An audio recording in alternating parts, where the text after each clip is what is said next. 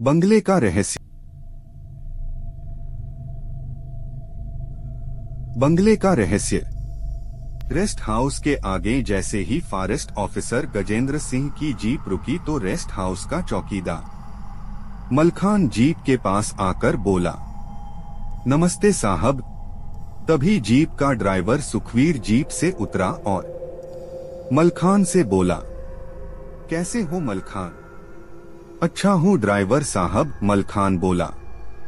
ये हैं हमारे नए साहब, ये इस इलाके का दौरा करने आए हैं और 2-4 दिन यहीं रुकेंगे, सुखवीर बोला। बहुत अच्छी बात है, मलखान बोला। तो साहब का सामान जीप से उतारकर कमरे में पहुंचा। दो, सुखवीर बोला। जी साहब। और ऐसा कहकर मलखान ने फॉरेस्ट ऑफिसर गजेंद्र सिंह का सामान जीप से उतारा और रेस्ट हाउस के कमरे में रखकर बाहर आ गया और फिर उसने पूछा, साहब आप लोग चाय वगैरह लेंगे? मैं तो चाय नहीं लूंगा, तुम साहब को चाय पिलवाओ, मैं तो अब चलूंगा क्योंकि मुझे वापस भी लौटना है, सुखवीर बोला। ठीक है सुखवीर, तो अब तुम जाओ और शनिवार को मुझे वापस लेने आ जाना, फॉरेस्टर ऑफिसर गजेंद्र सिंह बोले। ठीक है साहब, तो अब मैं चलता हूँ।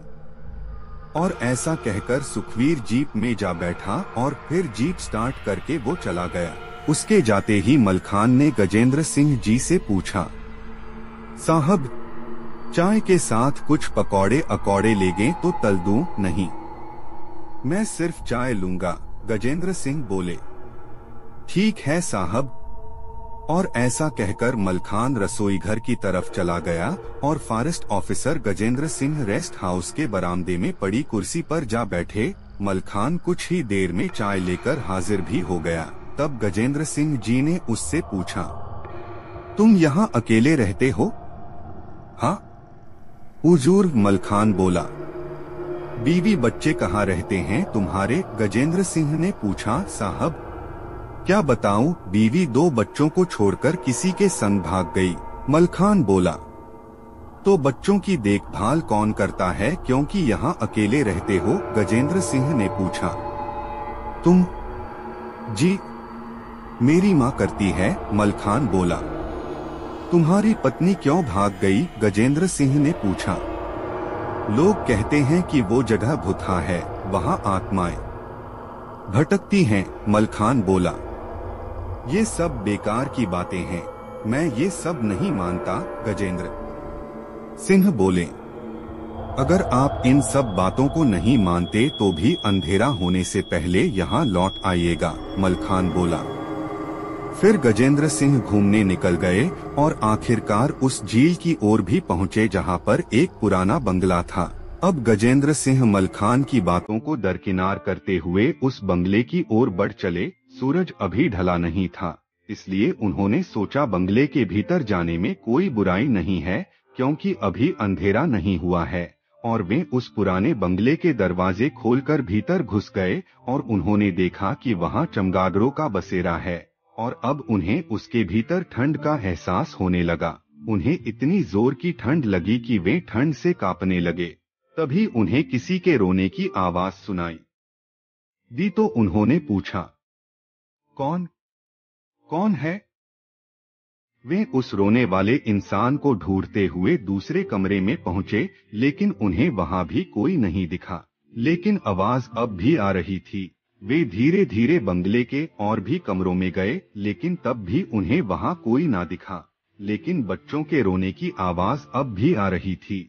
अब धीरे धीरे रोने वालों की संख्या की आवाज बढ़ने लगी और वो आवाज पूरे बंगले में गूंजने लगी। फिर वे रोने वाले बच्चों की आवाजें इतनी तेज हो गई कि गजेंद्र सिंह को लगा कि उनका सिर फट जाएगा और वे अपने दोनों कान अपने दोनों हाथों से बंद करके वहां से पूरा दम लगाकर भागे और रेस्ट हाउस पहुंचकर ही दम लिया। वे बहुत डरे हुए थे। तो मलखान ने पूछा, साहब क्या हुआ?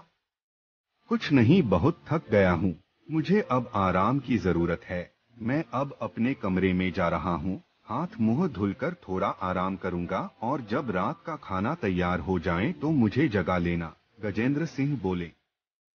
जी साहब। और ऐसा कहकर मलखान अपने काम में लग गया और इधर गजेंद्र सिंह हाथ मुंह धोकर कपड़े बदलकर बिस्तर पर लेट गए।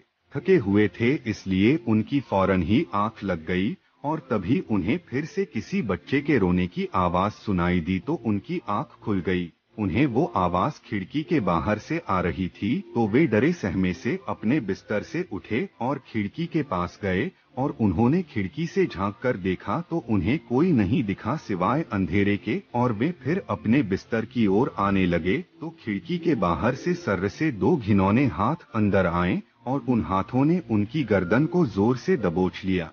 वे अब चिल्ला नहीं पा रहे थे और उनका दम घुटा जा रहा था। उन्होंने अपनी गर्दन को उन घिनौने हाथों से छुड़ाने की बहुत कोशिश की और आखिरकार कामयाब हो गए और फिर उनकी आंख खुल गई।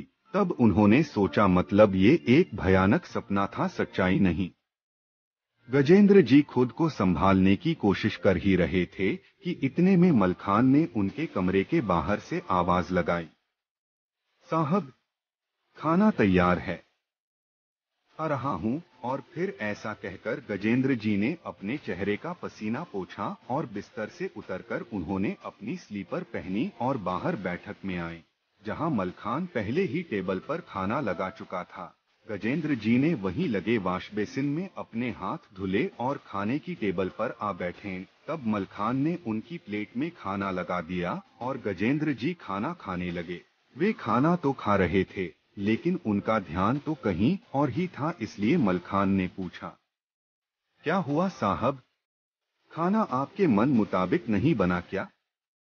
नहीं, ऐसी बात नहीं है मलखान, मेरा ध्यान किसी और चीज पर लगा हुआ है। आज जो मैंने महसूस किया वैसा शायद कभी भी महसूस नहीं किया। गजेंद्र सिंह जी बोले, क्या हुआ साहब, कहीं आप झील के किनारे वाले बंगले पर तो नहीं चले गए थे? मलखान ने पूछा। हाँ, मैं वहीं चला गया था, गजेंद्र सिंह बोले। मैंने मना किया था ना साहब कि वहां मत जाइएगा, अब आपने खुद के लिए मुसीबत खड़ी कर ली, मलखान बोला। ऐसा कौन सा रहस्य है उस बंगले में? गजेंद्र सिंह जी ने पूछा। साहब पहले आप खाना खा लीजिए, फिर मैं आपको उस बंगले की कहानी सुनाता हूँ, मलखान बोला।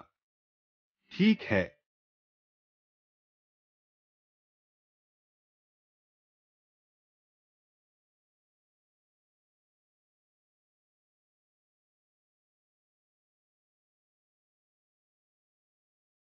और फिर ऐसा कहकर गजेंद्र सिंह जी ने शांत मन से खाना खाया और उनके खाना खाने के बाद जब मलखान भी खाना खाकर फुर्सत हो गया तो उनसे बात करते हुए बोला, साहब वो 100 साल पुराना बंगला है, वहाँ एक अंग्रेज अफसर रहा करता था जो कि वो भी आप ही की तरह फॉरेस्ट ऑफिसर था।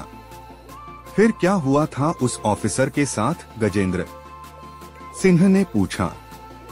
तब मलखान ने उस अंग्रेज फॉरेस्ट ऑफिसर की कहानी सुनानी शुरू की। ये उस समय की बात है जब भारत पर अंग्रेजों का राज था। इस इलाके में भी रॉबर्ट नाम का गोरा अफसर फॉरेस्ट ऑफिसर बन के आया था और वो यहाँ के इलाकों में रहने वाले लोगों पर बहुत जुल्म करता था। यहाँ के लोगों की रोजी रोटी का साधन यहाँ के जंगल हुआ करते थे। इन जंगलों से उन्हें शहद, जड़ी बूटियाँ और पेड़ों की छाल मिल जाती थी जो उनके काम आती थी और उसे बेचकर वो अपना गुजारा करते थे। लेकिन रॉबर्ट को ये मंजूर नहीं था।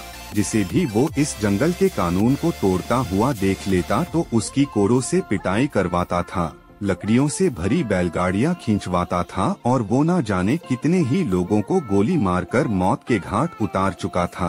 पूरे इलाके में उसकी दहशत थी। इसी तरह एक बार एक बुढ़िया उसे इस जंगल में लकड़ी काटती दिख गई। उस बुढ़िया के साथ उसके दोनों पोते भी थे जो 5 और 7 साल के थे। तो उस गोरे अफसर ने उस बुढ़िया की कोड़ों से इतनी पिटाई करवाई कि वो मर गई और उसके दोनों पोतों को उस बंगले के तहखाने में बांध दिया और उन बच्चों ने रो रो कर भूख प्यास के कारण 2 ही दिन में अपने प्राण त्याग दिए। और फिर उस गोरे अफसर के जुल्म से तंग आकर उस बुढ़िया के बेटे ने एक रात उस बंगले में घुसकर गोरे अफसर और उसकी पत्नी मारिया की गर्दन कुल्हाड़ी से उड़ाकर अलग कर दी और उसके बच्चों को भी उसी तरह मारा जैसे कि उसने उसके बच्चों को मारा था। फिर अंग्रेजी पुलिस ने उस बुढ़िया के बेटे को गिरफ्तार कर लिया और उसी बंगले के बगल में लगे पेड़ पर इलाके के लोगों के सामने फांसी लगा दी, ताकि इस इलाके के लोग दहशत में रहें और फिर कोई अंग्रेजी हुकूमत के खिलाफ आवाज न उठा सकें। यही है उस बंगले का रहस्य, मलखान बोला। तो फिर वे मेरे पीछे क्यों पड़ गए? गजेंद्र सिंह ने पूछा। साहब, वहाँ 100 सालों से रूहें रहती हैं और आपने उन्हें छेड़ दिया है, इसलिए वे आपके पीछे पड़ गए हैं, मलखान बोला। तो अब क्या होगा? गजेंद्र सिंह ने पूछा। कुछ नहीं होगा,